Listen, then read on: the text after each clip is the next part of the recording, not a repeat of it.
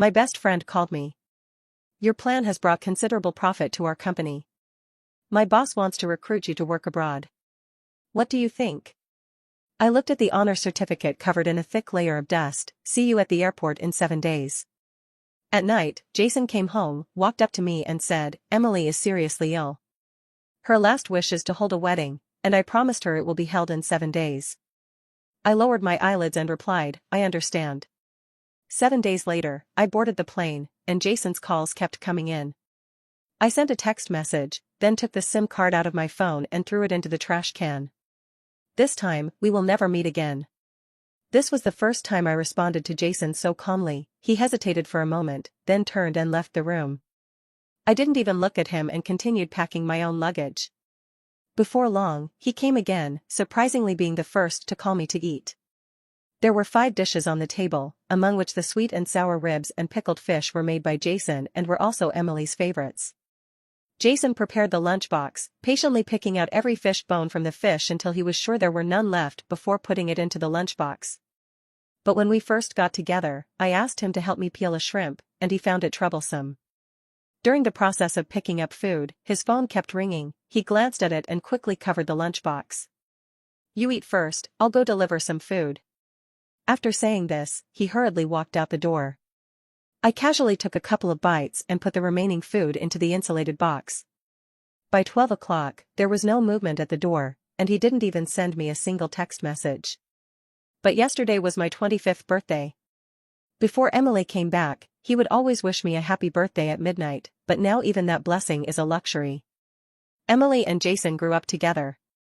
5 years ago, she left here for another man, and Jason has been drowning his sorrows in alcohol every day, living in despair.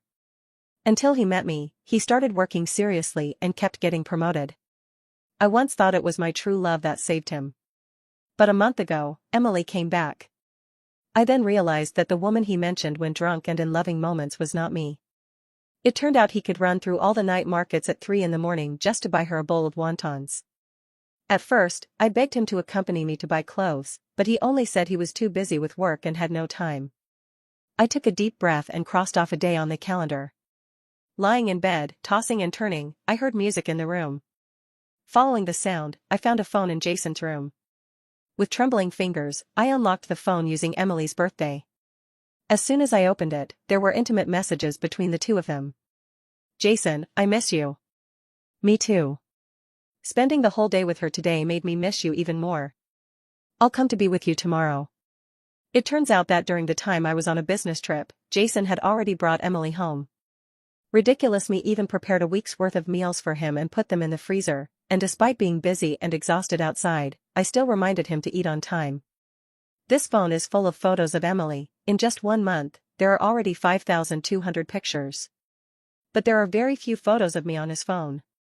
When I saw their wedding photos, I felt as if icy water had been poured over me from head to toe, chilling me to the bone. So what does that make me now? This morning, after I got up and passed through the living room, Jason was already sitting on the sofa, constantly replying to messages with a smile on his lips. I felt a tightness in my chest. Every time I sent him a message, I only received him or okay in return. It turns out that being sparing with words was only for me. When he came out of the bathroom, he had already put the soy milk and fried dough sticks he brought back into bowls and placed them on the table. As soon as I sat down, Jason brought breakfast to me. Eat quickly, it won't taste good if it gets cold later. He would have already left for work at this time in the past. Is something wrong? I asked directly without picking up my chopsticks. Emily is being discharged from the hospital, and she has no one to take care of her. I want her to move in with us. I was silent for a moment. Okay. Then I picked up my chopsticks to grab a piece of fried dough, took a bite, crispy and crunchy, the texture I love, but now it felt like chewing wax. Jason was still sitting beside me without getting up. I looked at him and continued, anything else? He looked like he found it hard to speak, and sometimes I really hate my own understanding nature. I'll move the stuff after I finish eating. Jason cleared his throat and explained, the room you live in is bright and sunny, which is beneficial for her physical and mental recovery. I gave a deep hum of acknowledgement. Seeing me get up, he handed me a tissue. You move into my room, I'll sleep in the living room. Recalling when I first moved in, my mood was joyful, imagining that the two of us could live happily here. It turns out this was just my one-sided wishful thinking. Suddenly, I saw a small box inside the cabinet, which contained only a necklace. This is the only gift Jason gave me, and I cherish it like a treasure, unwilling to wear it and keep it stored away. When I opened the box, I saw that the necklace had oxidized and rusted.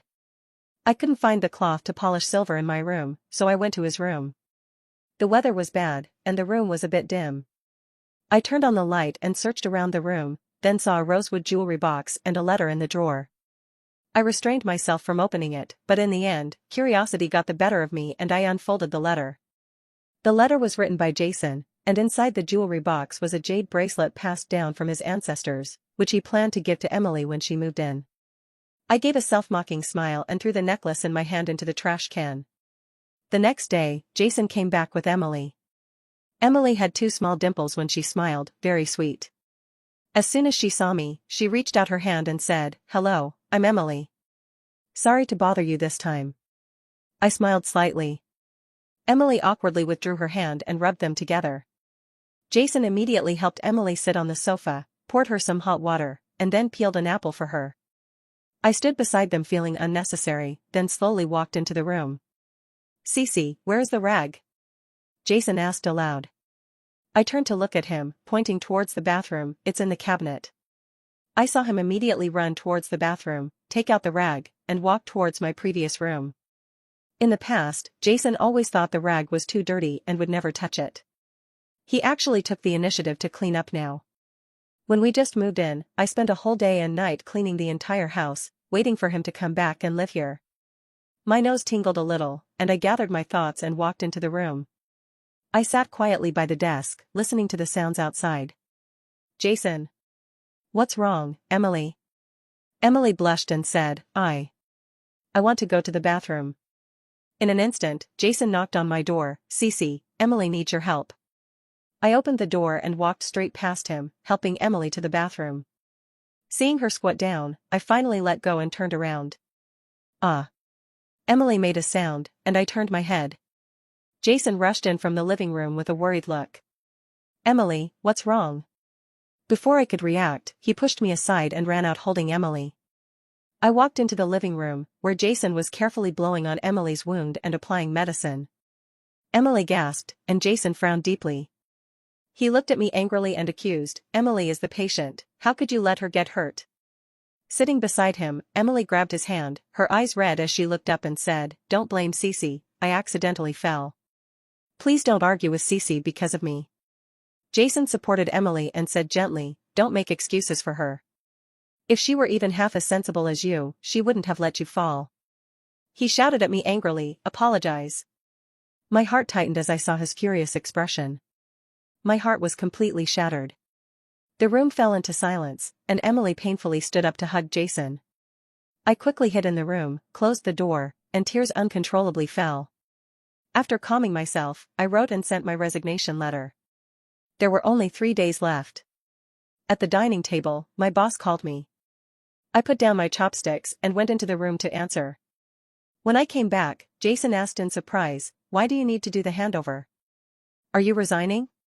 I took a bite of the dish and responded lightly, "Just a job transfer." Jason didn't say anything more and kept serving food to Emily. After the meal, Jason went into the room and said to me, "Tomorrow we'll go pick out rings." I stopped typing. "Just the 2 of us?" Jason nodded, and seeing me continue working, he walked out of the room, casually closing the door behind him. In the afternoon, as I was about to go out, Emily happened to be sitting on the sofa. When she saw me, she gave a slight smile, then lowered her gaze to the jade bracelet on her hand. "Do you know? This is the wedding gift Jason gave me, and it's also the 99th gift." She looked up, her eyes full of pride and provocation. I ignored her and was about to open the door when Emily continued, "We stayed up late last night writing the invitations, it was exhausting. After all, it's a wedding for 3 people, but he said there's no need to invite you." I sneered coldly, "Thank you for your hard work." Emily walked up beside me and stopped pretending, "A tree needs its bark, a person needs face. Jason has already taken me home, how can you still not understand? Do you really think he wants to marry you? Then why are only my name and his on the invitation?" For a moment, my face turned pale. She leaned close to me and showed off the sparkling diamond ring on her finger, our wedding photos and rings are already prepared, so what about yours? Seeing that I remained silent, Emily held her phone up in front of my eyes, playing their video, with shameful sounds continuously coming from it. The sounds grew louder, making me blush with embarrassment, while Emily became even more brazen and said, "Do you know what his favorite move is?" She leaned close to my ear and continued, "He said he likes me on top the most, seeing me enjoy it makes him feel more aroused. He said when he's with you, you're like a dead fish, unable to excite him at all." After she finished speaking, Emily burst into laughter. I, pale-faced, fled in panic, but unexpectedly fell to the ground near the door, suddenly dizzy, with a hot flow surging from my lower body. When I opened my eyes again, everything was pure white, and Jason's worried gaze was upon me. I turned my head to the other side. Jason tightly held my cold hand and choked up, saying, "You had a miscarriage, the baby was almost 2 months along." Hearing this, my tears uncontrollably fell, drowning into the pillow. Then I heard him continue, "Your health isn't good right now, how about postponing the wedding?" I gritted my teeth and nodded with difficulty, "Okay."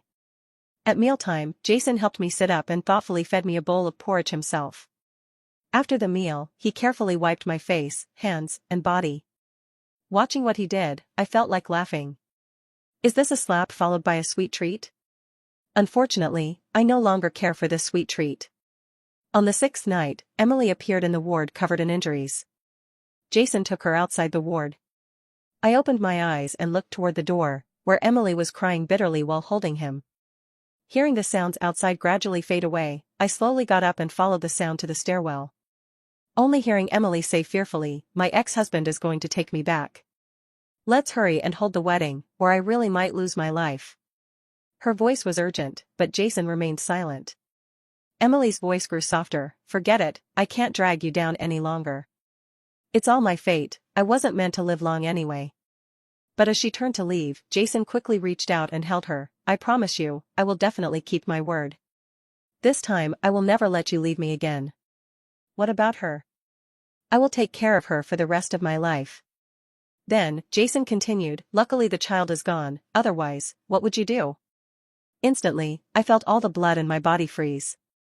Deep in emotion, Emily cupped Jason's face and kissed him, and the two began to indulge in the stairwell. I wiped the cold tears off my face and fled the scene in panic. That night, Jason only sent me one text message. "The wedding is cancelled tomorrow. I'll handle the aftermath first, and after I'm done, I'll come to the hospital." I opened the camera at my front door, intending to check the video of me falling that day, but unexpectedly, I saw something even more shocking. I saved the video and set it to be sent by email at a scheduled time. At 9 in the morning, I packed up and headed straight to the airport. I sent him one last message, "Happy wedding." As I boarded the plane, my phone kept ringing. I looked down and saw it was Jason. More messages kept coming. "Cece, where are you? Please, just reply to me." Jason kept replaying the text message in his mind, feeling anxious and nervously dialing the phone with trembling hands. But it was always a disconnected number. "Jason, it's time for us to go toast," Emily said, dressed in an evening gown and holding a wine glass, as she walked up to him. Jason ignored her, focusing solely on calling his assistant, "Check where Cece has gone." A moment later, the assistant called back, "Mr. Jason, I have searched for a long time, but there is no such person." "What?" Jason was shocked. Meanwhile, I was sitting on the plane, looking at the starry night sky outside the window, firmly believing that everything would get better and better. Arriving in a foreign country, with my best friend Lily accompanying me, I gradually came out of my sadness. Immersed in work every day, just as the ancients said, unlucky in love, successful at work, with projects continuously being successfully completed, my position and salary have also increased accordingly. To celebrate my promotion, I treated my colleagues to dinner and karaoke. This was also the first time I met the company boss. Lily took my hand and led me to him. He took the initiative to extend his hand and greet me, "Hello, Cece." I looked at him in shock, "Are you Ethan?" Looking at Ethan's tall and upright figure, with tight and powerful muscle lines, he was as perfect as a sculpture. If it weren't for the mole between his eyebrows, I wouldn't have recognized him. When he was little, he had a runny nose and was chubby. Compared to now, he was like a completely different person. Ethan raised an eyebrow. "After graduating from elementary school, I immigrated here with my parents and tried every possible way to find you, but you never replied to my messages." I couldn't help but be surprised to see disappointment on his face. What was he disappointed about? Lily sat beside us with a look of someone enjoying the drama. When we got home, her gossiping heart was ignited. "Cece, why have you never mentioned Mr. Ethan before? He and I were elementary school classmates. After he moved away, we never contacted each other again." I poured a glass of water, sat on the sofa, and flipped through my phone. Unexpectedly, I saw a message from Jason. "Cece, stop making a fuss. Come home in 3 days, or I'll come find you myself." I don't know where he got my new phone number. Now I don't want to think about anything related to him anymore, so I quickly deleted the message and threw the phone aside. Lily was still nagging in my ear. "They say Mr. Ethan is self-disciplined, but he has liked a girl for many years. No one knows who she is. She is really so lucky." I looked at the ceiling and sighed. Is being loved happiness? Then the one who is not loved is sorrow. Seeing my mood was off, she immediately changed the subject. "The company is organizing a team-building event in a couple of days. Seems like a nearby trip. Do you want to join?" Thinking of that message, I decided to join the team-building event. 3 days later, I got on the bus with Lily. She greeted me and then went straight to the back seats. I glanced around and saw that the only empty seat left was next to Ethan. I sat down, smiling and nodding at him. Ethan had a strong presence, and the atmosphere was a bit awkward. Fortunately, he took the initiative to start the conversation, and we chatted smoothly all the way. Time flew by quickly. After arriving at the hotel, seeing me wearing high heels, Ethan carefully helped me out of the car. I sensed a burning gaze, and when I turned my head, I saw Jason staring at me with a face full of anger. Ethan saw that I wasn't moving and thought it was because of the cold local temperature. I was only wearing a thin dress, so he took off his coat and draped it over me. This action immediately caused the surrounding colleagues to start teasing, and I could only lower my head and walk inside. Jason grabbed my hand and quickly took the elevator. As soon as the elevator doors opened, he brought me to his room. I wanted to break free, but he held me tightly.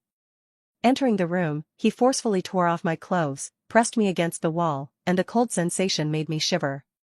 But he didn't notice my unusual reaction and questioned, "What is this? Abandoning me to be with another man? Cece, stop messing around, come back with me immediately, I won't allow you to leave me again." Just as he was about to lean down close to me, slap. I slapped him in the face, pushed him away, and shouted loudly, "Are you clear-headed now? Jason, it's over between us. There's no need for you to keep entangling. From now on, bridges are bridges, roads are roads, and we go our separate ways." I ran out of his room, and Ethan was waiting at the door. I really couldn't hold on and fainted to the ground. When I came to, Ethan was sitting on the single sofa with his eyes closed. Lily sat on my hospital bed. "Cece, are you feeling better?" As soon as the words fell, Ethan immediately opened his eyes and got up, walking over. His warm palm touched my forehead. "The fever has gone down.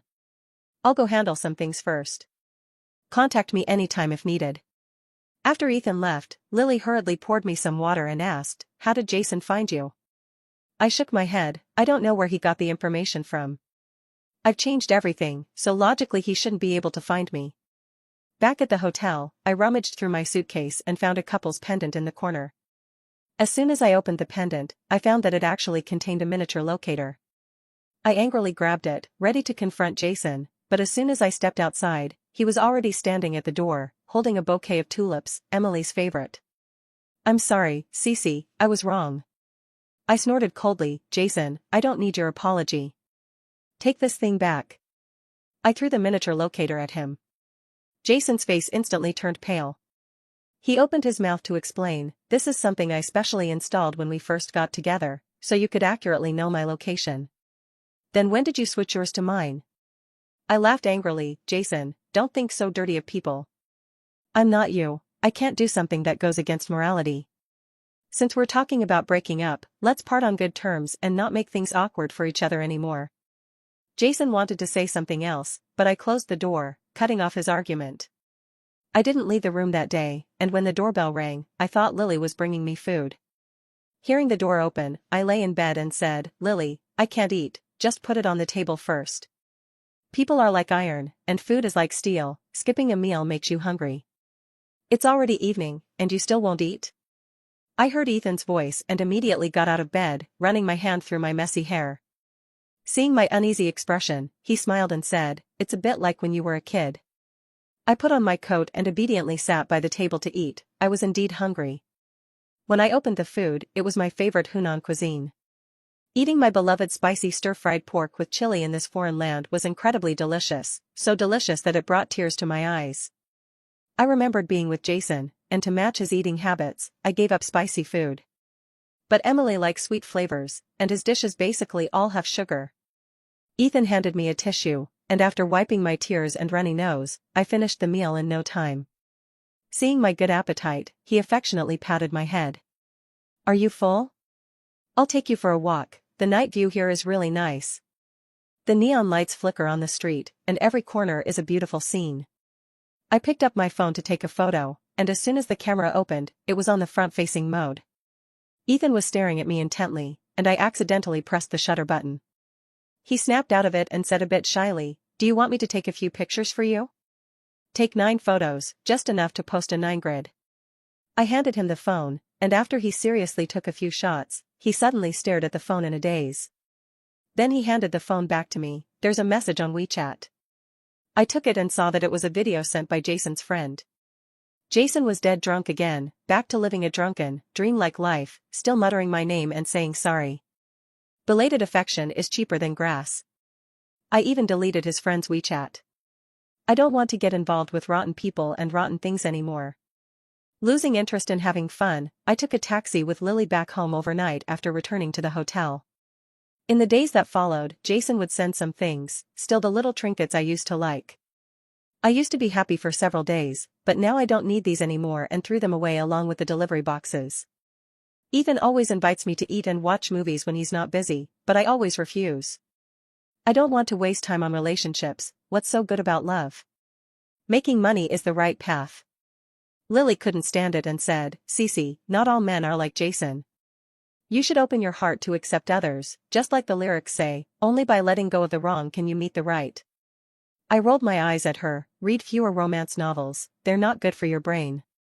I didn't say anything wrong. Mr. Ethan has money if he wants money, and looks if he wants looks. What are you dissatisfied with?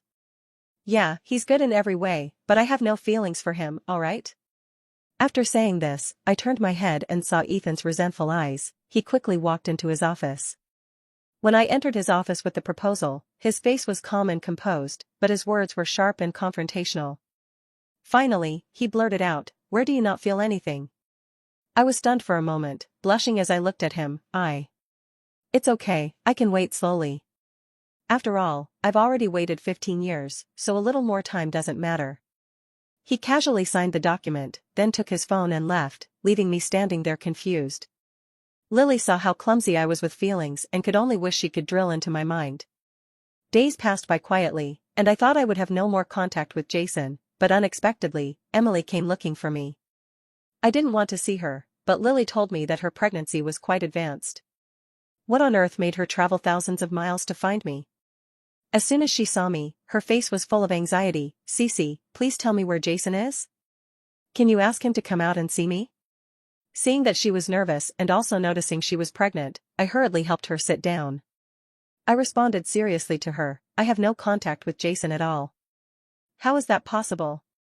Emily was very flustered. She stood up and wanted to kneel down. "I beg you, you must know his whereabouts." Since we were at the company, Emily spoke very loudly, drawing the attention of our colleagues to me. I could only take her to the cafe next to the company. In the conversation with Emily, she believed that Jason was her savior, and as soon as Jason left, she seemed to lose her soul. After I struggled to calm Emily down, it was already dark. After sending her onto the car, I also got into a taxi parked nearby. The smell inside the car was a bit off, but before I could react, I had already fainted. When I opened my eyes, I found myself tied to a chair in an abandoned factory. Emily, with her belly sticking out, looked at me with an attitude completely different from the daytime. "Cece, I just don't believe Jason won't jump out once he knows you're missing." I looked at her coldly and said, "You overestimate me. You might not know, but ever since you left, Jason has completely changed. The wedding was called off, he hasn't done a single thing he promised me, and he even took back the jade bracelet he gave me." Emily said, lowering her head to look at her belly. He doesn't even want our child. Seeing Emily's face grow increasingly fierce, I dared not provoke her further and could only ignore her. But she had no intention of letting me go. She picked up a knife from the table and walked toward me. At this moment, a man walked in from outside. Emily, we agreed, no one is going to get hurt.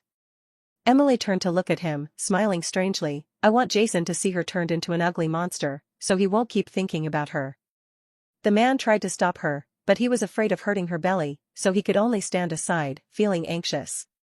I recognized this man as the one in the video I recorded. He is Emily's ex-husband Victor. Emily has been deceiving Jason all along.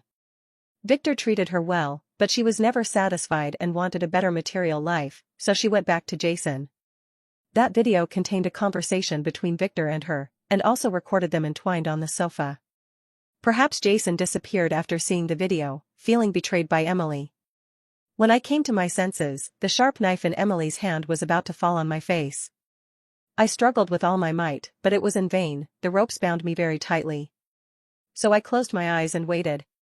Suddenly, I heard Jason's voice, Emily, stop. The pain did not come over me. I opened my eyes, and Jason was tightly holding the knife in Emily's hand, blood dripping down. Seeing me open my eyes wide, Jason spoke very gently, don't be afraid, I'm here. She won't do anything to you. As I expected, Cece, you really can lure him out. Emily's gaze was vicious, making my heart skip a beat. When Victor saw Jason arrive, he angrily walked over to Emily, took the knife from her hand, and fiercely stabbed it into Jason's body. When Jason reacted, he said, Jason, this is what you owe Emily. You played with her and then abandoned her. This is your retribution. Jason fell to the ground, his eyes full of deep affection and guilt. I saw his lips moving, I'm sorry, I love you. Then, he weakly closed his eyes. What meaning does a belated confession have?